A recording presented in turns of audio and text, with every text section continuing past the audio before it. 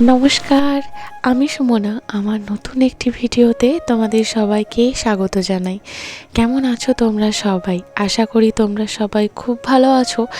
আমরাও ভালো আছি। জানো, অন্যান্য দিনের সকাল আর আজকের সকালের মধ্যে কিন্তু অনেকটাই পার্থক্য।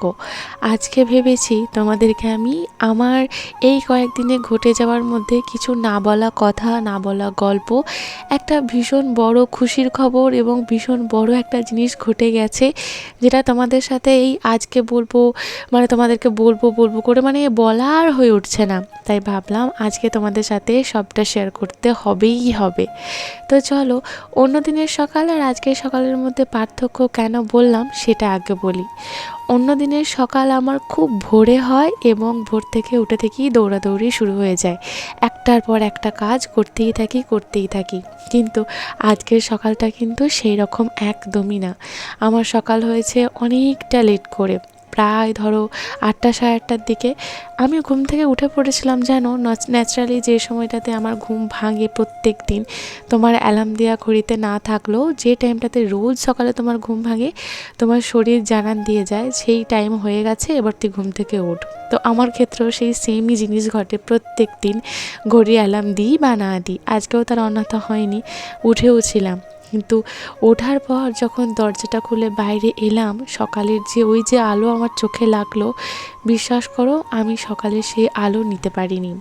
এতটা পরিমাণে অবস্থা খারাপ আমার হয়ে গিয়েছিল। ওই যে তোমাদেরকে আগের কয়েকটা দিনের ভিডিওতে বলছিলাম আমার মাইগ্রেনের ব্যথা, ঠিক সেই দিনের যেদিন রাত থেকে বা সন্ধ্যে থেকে মাইগ্রেন আরম্ভ হয়েছিল, তার পরের দিনের সকালে এটা ভেবেছিলাম যে ওষুধ খেয়ে সারা রাতে মাইগ্রেনের ব্যথা হয়তো কমে যাবে, সকালবেলা থেকে একদম পুরো ফ্রেশ হয়ে যাব, যেমনভাবে আর কি হয় প্রত্যেকবার।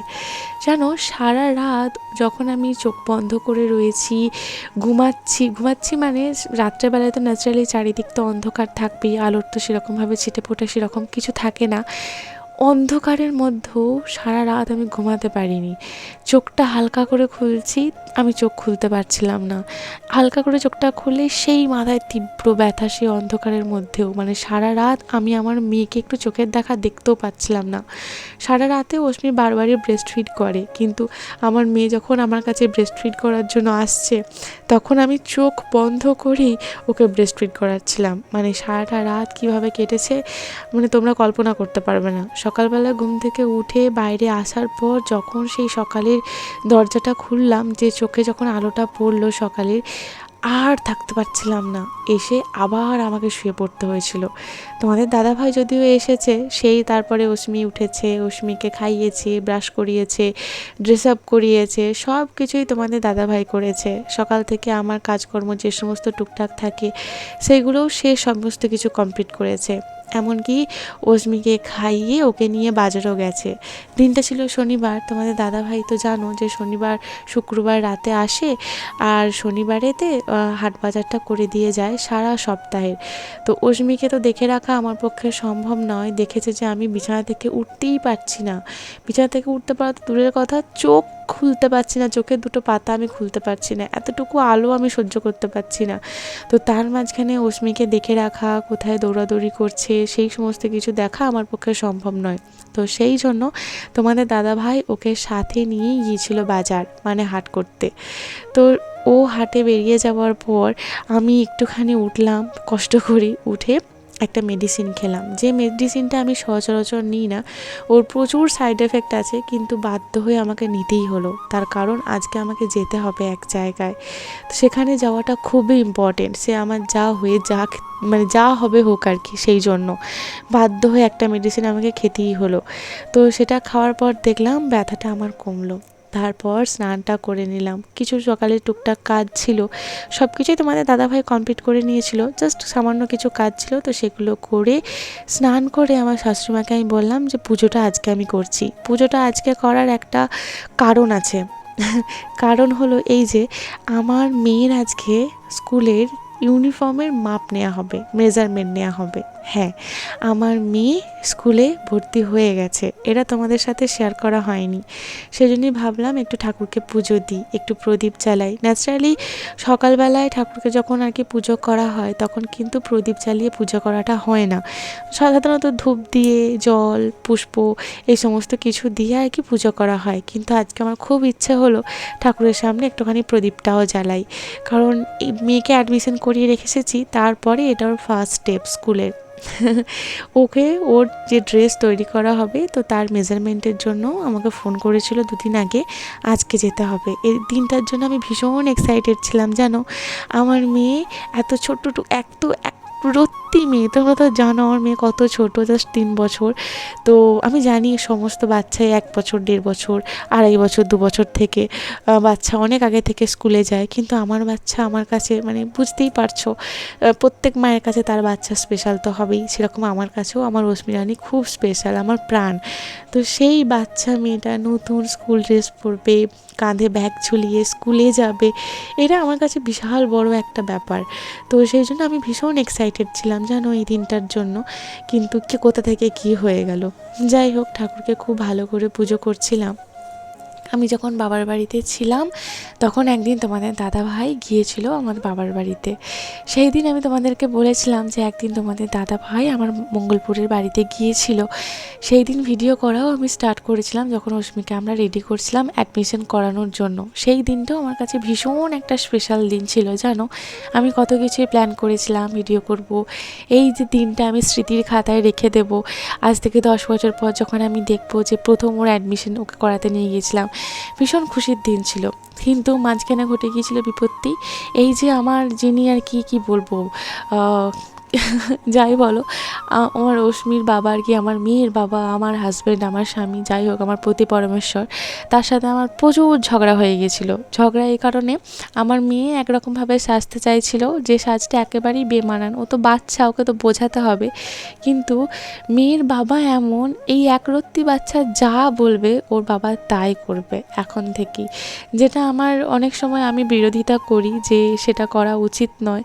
কারণ আমি অশ্মির বাবাকে বলি যে আমি 5টা দিন ওকে একটা ওয়েতে একটা ডিসিপ্লিন মেনটেন করে মানে একটু ভালোভাবে আর কি মানুষ করার চেষ্টা করছি, আর তুমি 2টো দিন এসে পুরো বিগড়ে দাও পুরো মেয়েটাকে। আর আমার মেয়েটাও ঠিক মানে জেনে গেছে যে কার কাছে কীরকমভাবে আবদার করলে বা কীভাবে কাঁদলে, কীভাবে ড্রামা করলে ওর কাজটা আর কি হাসিল করা যায়। এখনকার দিনে সমস্ত বাচ্চাই স্মার্ট, তাদেরকে কোনো কিছু শেখাতে হয় না।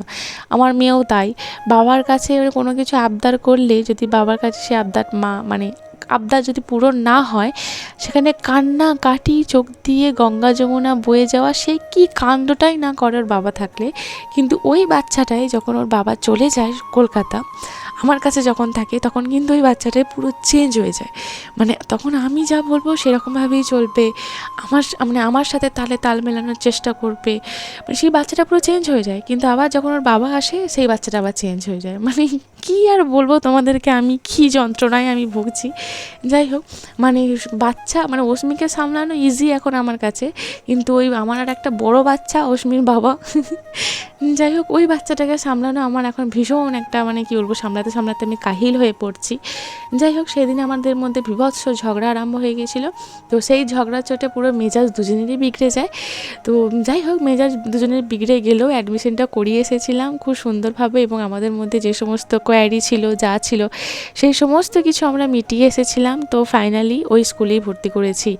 আমাদের এই এরিয়ার বলতে আমার বাবার বাড়ি, শ্বশুর বাড়ি, এই সাইডে যতগুলো স্কুল আছে সবথেকে বেস্ট স্কুলে আমি আমার মেয়েকে অ্যাডমিশন করিয়েছি, যেটা আমার কাছে একটা স্বপ্ন ছিল। আমি তোমাদেরকে বলেছিলাম যে আমি চাই আমার মেয়ে, প্রত্যেকটা বাবা মাই চায় আর কি, যে তাদের সামর্থ্য অনুযায়ী তাদের বেস্টটা দেওয়ার, সেরকম আমরাও চাই।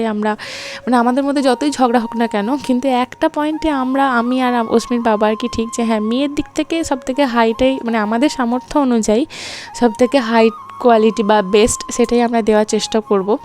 তো যদিও অস্মির বাবার ক্ষেত্রে এই স্কুলে অ্যাডমিশন করানোটা একটুখানি না ছিল, তার কারণ ডিস্টেন্সটা অনেক বেশি।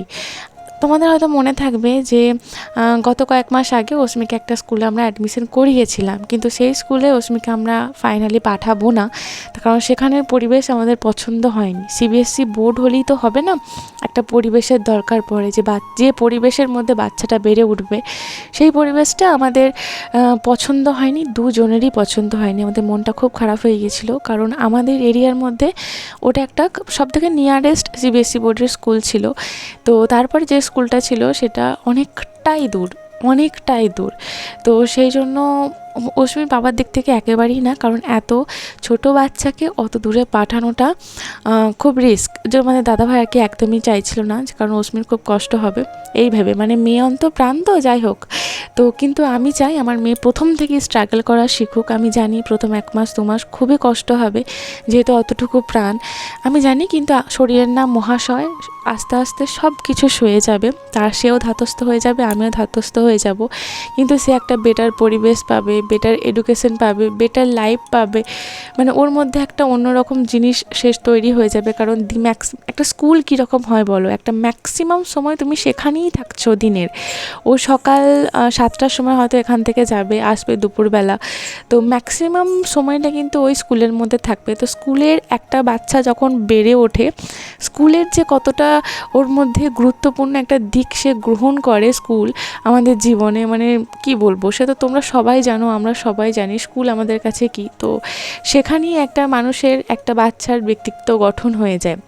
তো সেটাই আমি চেয়েছিলাম যেন একটুখানি বেস্ট পায় আমার মেয়ে, তো সেটাই আর কি দেওয়ার চেষ্টা করছি। আর যেহেতু আমার দিক থেকে কোনো রকমভাবে মানে আমি পারবো, মানে আমার মধ্যেও অনেক ক্যাপাবিলিটি আছে, সে তোমরা জানো যে আমার মেয়েকে আমি ঠিকঠাক মতো করে গাইড করতে পারবো, এবং তোমাদের দাদাভাইয়ের মধ্যেও ঠিকঠাক ক্যাপাবিলিটি আছে যে ওরা গাইড দুজনে মিলেই ঠিকঠাকভাবে করতে পারবো।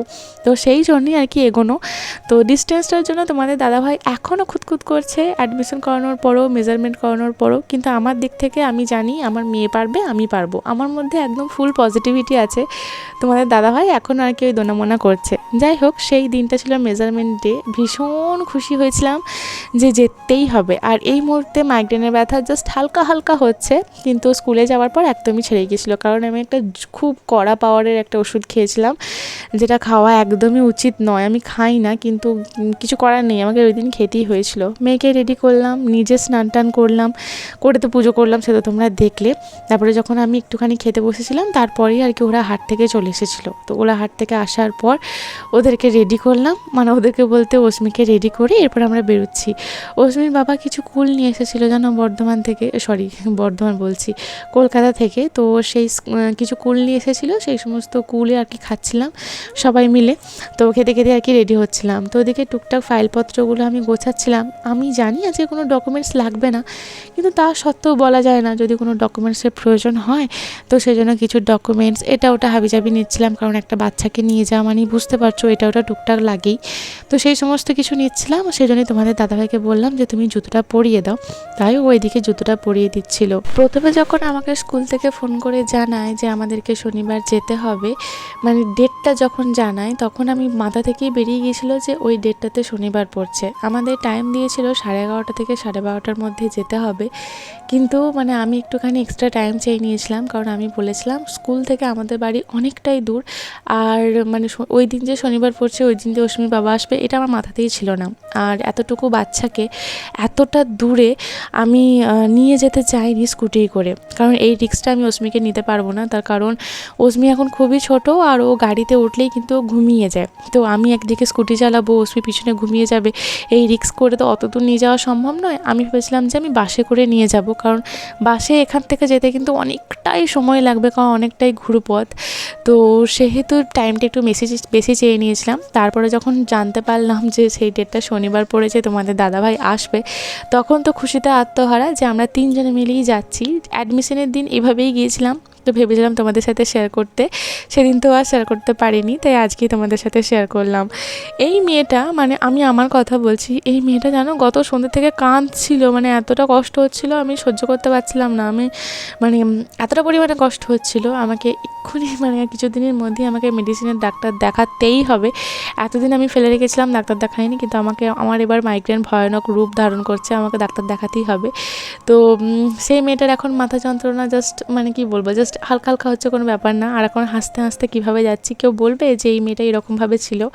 মাথায় খুব ভালো করে তেল দিয়েছি, জল দিয়েছি, সানগ্লাস পরেছি, তারপরেই কিন্তু আমি যাচ্ছি, কারণ আমি জানি আমার অবস্থা খারাপ হয়ে যাবে। আর এখন যেন প্রচুর রোদ, মানে কেউ বলবে যে এটা বসন্তকাল, তোমরাই বলো, তবুও হালকা হালকার মানে যে ঠান্ডা হাওয়াটা দিচ্ছিল, তো সেই জন্যই অস্মির কানেতে আর কি আমি ওই রুমাল টুপিটা বেঁধে দিয়েছিলাম, যে যদি আর কি হয়ে যায়। যদিও অস্মির এখন শরীরটা একটু একটু খারাপ, সেরকম না, ওই জাস্ট হালকা সর্দি, নাক বুজে যাওয়া, এই সমস্ত কিছু হচ্ছে, তো সেই জন্যই আর কি চলেই এসেছি প্রায়, জানো, তোমাদের সাথে গল্প করতে করতে। আর অস্মির স্কুলে যাওয়ার রাস্তাটা দেখো কত সুন্দর। আমার এরকম গাছগাছালির মধ্যে মানে এইভাবে যেতে না রাস্তা আমার ভীষণ পছন্দ। আর তোমরা জানো এখন আমি যে রাস্তাটা দিয়ে যাচ্ছি, এই রাস্তাটা দিয়ে আমি এককালীন ডেলি যাওয়া আসা করেছি। ঠিক এই রাস্তাটা হচ্ছে আমার বাবার বাড়ি থেকে বর্ধমান যাওয়ার রাস্তা। যাই হোক, অস্মির স্কুল সমস্ত মেজারমেন্ট নেওয়া কমপ্লিট। কতজনের সাথে আমার দেখা হয়েছিল জানো, আমাদের গ্রাম থেকে কতজন এসেছে, মানে আমার বাবার বাড়ির গ্রাম থেকে, আমার শ্বশুরবাড়ির গ্রামের অনেক রিলেটিভসের সাথে দেখা, কতজনকার সাথে পরিচয় হলো। অস্মি একটুখানি মানে ওখানে টিভিরও ব্যবস্থা আছে আর কি, তো বাচ্চাগুলো টিভি দেখছিলো, কার্টুন দেখছিলো, তো অস্মিও সেখানে পার্টিসিপেট করেছিল। তারপরে রাইম বলছিল, সেখানে অস্মি পার্টিসিপেট করেছিল। অস্মির নতুন ক্লাসরুমটা দেখলাম, কত সুন্দর, কত কিউট ক্লাসরুম। ম্যামগুলোর ব্যবহার দেখলাম, ভীষণ ভালো লাগলো। তো এর আগের দিনও যখন এর আগেও আমরা 2বার কি 3বার ওই স্কুলটাতে গেছি, আমাদের ব্যবহার ভীষণ ভালো লেগেছে, মানে কী যে ভালো লেগেছে সে আর তোমাদেরকে কী বলবো। তারপরে ওই জন্য ওখানেই ওকে অ্যাডমিশন করিয়েছি। এর থেকে বেটার স্কুল আমাদের এই সাইডেতে আর নেই, তো সব থেকে বেস্টটাই দেওয়ার চেষ্টা করছি। তারপর তো ভগবানের আশীর্বাদ, তোমাদের আশীর্বাদ, মানে বাবা মার দিক থেকে তো আমরা সব রকমভাবে তো চেষ্টা করব, যেভাবে সমস্ত বাবা মাই চেষ্টা করে তার বাচ্চাকে এগিয়ে দেওয়ার জন্য, তার জীবনে এগোনোর পথটা প্রশস্ত করার জন্য, মসৃণ করার জন্য সমস্ত বাবা মাই চেষ্টা করে। আমরাও আমাদের দিক থেকে কোনো ত্রুটি রাখবো না। তারপর তো আমার মেয়ের উপর নির্ভর করছে, ভগবানের উপর নির্ভর করছে, কারণ আমরা জাস্ট ওকে সাহায্য করতে পারি যে হ্যাঁ তুমি এগিয়ে চলো, তোমার পিছনে আমরা আছি, কিন্তু যা করার তো ওকেই করতে হবে, বলো। ছোট্ট ছোট্ট হাত, ছোট্ট ছোট্ট পা, ছোট্ট ছোট্ট সব কিছু, তার মাঝখানেই ওকে এগিয়ে যেতে হবে এক পা এক পা করে। তোমাদের আশীর্বাদ ওর জীবনে একান্ত কাম্য, মানে ভীষণ প্রয়োজন, জানো, ভীষণ প্রয়োজন। আশীর্বাদ ছাড়া কোনো কিছুই সম্ভব নয়। তোমরা ওকে মন প্রাণ ভরে আশীর্বাদ করো, যেন ও জীবনে অনেক দূর যেতে পারে, কিছু হোক বা না হোক, যেন মানুষের মতো মানুষ হয়। আমি এতটুকুই চাই, কারণ ওকে মানুষ করা, ওকে বড় করা আমার জন্য একটা ভীষণ বড় চ্যালেঞ্জ। তোমরা জানো সবাই যে অস্মির বাবা বাড়িতে থাকে না, সপ্তাহে 2 দিন বাড়িতে আসে, আর 5টা দিন আমি কিভাবে ওকে বড় করছি একা হাতে, মানে একা হাতে একটা মা সংসার সামলে একটা বাচ্চা, একটা ছোট থেকে মানে একটা এতটুকু ছোট বাচ্চাকে সে তিলে তিলে বড় করছে, তাকে শিক্ষা দেওয়ার চেষ্টা করছে। তার থেকেও বড় কথা, চারিদিকে শুধু নেগেটিভিটি, মানে কি বলবো আমি, এত নেগেটিভিটি, মানে তার মাঝখানে আমি ওকে পজিটিভ ভাইব দেওয়ার চেষ্টা করে চলেছি প্রতিনিয়ত, কিন্তু ওকে কি নেগেটিভিটি অ্যাট্রাক্ট করছে না এমন না। ও মানে কী বলবো, সে পরিবেশের একটা ভীষণ বড় দাম, জানো, মানে পরিবেশ ভালো হতেই হয়, তুমি যতই ওকে গাইড করার চেষ্টা করো। আমি একজন মানুষ ওকে কত ভালো শেখাবো, একজন মানুষ ওকে ভালো শেখাচ্ছে আর 10টা মানুষ একটু নেগেটিভিটি, তো সেখানে ওর মধ্যে সেই 10জন মানুষের কথাই আর কি ওকে অ্যাট্রাক্ট করবে, আমার কথাকে অতটা অ্যাট্রাক্ট করবে? আমি হয়তো একটু ভয় দেখাচ্ছি, ধমক দিচ্ছি, কখনো কখনো ভালোবেসে বোঝাচ্ছি, তো চেষ্টা করছি ওকে আমার মধ্যে দিয়ে, মানে নেগেটিভিটির বদলে পজিটিভ ভাইবস দিয়ে ওকে বড় করে তোলার। এটা আমার কাছে ভীষণ বড় একটা চ্যালেঞ্জ, তোমরা নিশ্চয়ই বুঝতে পারছো আমি কি বলার চেষ্টা করছি। তো আমি আমার দিক থেকে তো সম্পূর্ণ চেষ্টা করছি, হার্ট অ্যান্ড সোল, মানে আমার যতটুকু ক্ষমতা, আমি ক্ষমতার বাইরে গিয়েও ওকে চেষ্টা করছি এই কারণেই। আর এই জন্যই ওকে আরও মানে যত দূরেই স্কুলটা হোক না কেন, অনেক দূর, জানো, আমাদের শ্বশুরবাড়ি থেকে স্কুলটা অনেকটা দূর, কিন্তু তা সত্ত্বেও আমি ওকে ওখানেই দিয়েছি, কারণ মেয়েটাকে আমাকে এই পরিবেশের থেকে বাঁচাতে হবে, এই পরিবেশ থেকে বাঁচিয়ে ওকে বড় করে তুলতে হবে। আমার কিছু করার নেই, ওকে আমাকে বড় করে তুলতেই হবে, আর মানুষের মতো মানুষ করে তুলতেই হবে। এমন নয় যে ওকে প্রত্যেকটা ক্লাসে ফার্স্ট হতে হবে, টপ হতে হবে, ওকে বিশাল জীবন একটা হাইফাই হতে হবে, এমন না। আমি চাই ও একটা পজিটিভ মানুষ হোক, সহৃদয় মানুষ হোক, ওর মধ্যে জ্ঞান বুদ্ধি সমস্ত কিছু থাক, মানুষের মতো মানুষ হোক। মানুষ মানে কি শুধু দুটো হাত পা থাকবে এমন নয়, ওর মধ্যে যেন মান হুঁশ সমস্ত কিছু থাকে। একটা পরিপূর্ণ সে মানুষ হোক, একটা মানে সমাজে প্রতিষ্ঠিত হোক সেটা তো পরের কথা, কিন্তু সে যেন মানুষের মতো মানুষ হয়, সব দিক থেকে সর্বগুণে যেন অধিকারী হয়। সেই জন্য আমি বারবার ওই একটাই কথা বলা তোমাদেরকে, ওকে প্রাণ ভরে আশীর্বাদ করো। আমি আমার দিক থেকে যত রকমভাবে মানে কি বলবো আর তোমাদের, মানে অনেক সাশ্রয় করার চেষ্টা করি যে হ্যাঁ এই 2 টাকা থাকলে আমার মেয়ের ভবিষ্যতে কাজে লাগবে, বা আমার মেয়ে এখন খেতে শিখেছে, এটা খাবো ওটা খাবো করে, তো এটা হয়তো ওকে আমি ওর জন্য রেখে দিলাম। আমি অনেক সাশ্রয় করি, সেটা তোমরা দেখতেই পাও। আমার মধ্যে না আছে কোনো বিলাসিতা, না আছে কোনো শো অফ, না আছে কোনো কিছু। আমি তার মাঝখানেই আমার মেয়েটাকে বড় করার চেষ্টা করছি। যাই হোক, তোমাদেরকে আমি না অনেক কথা বলে ফেললাম, আমি জানি না কতটা কি বুঝলে বা তোমরা না বুঝলে, হয়তো একটু বেশিই বলে ফেললাম, মনের কথা সবটাই উজাড় করে দিলাম। কিন্তু এর সত্যি করে বিশ্বাস করো, এর মধ্যে এক বর্ণ মিথ্যা নেই। আমি চাই আমার মেয়েটা মানুষের মতো মানুষ হোক। আমার কাছে এটা ভীষণ বড় একটা চ্যালেঞ্জ। আমি জানি না সামনের দিনগুলো আমাদের জন্য কি অপেক্ষা করছে, কাল কি হবে আমরা কেউ জানি না, কিন্তু শুধু আমরা আশা করতে পারি, আমরা চেষ্টা করতে পারি যেন আমাদের সাথে সব সময় সব কিছু যা হবে সব ভালোই হয়।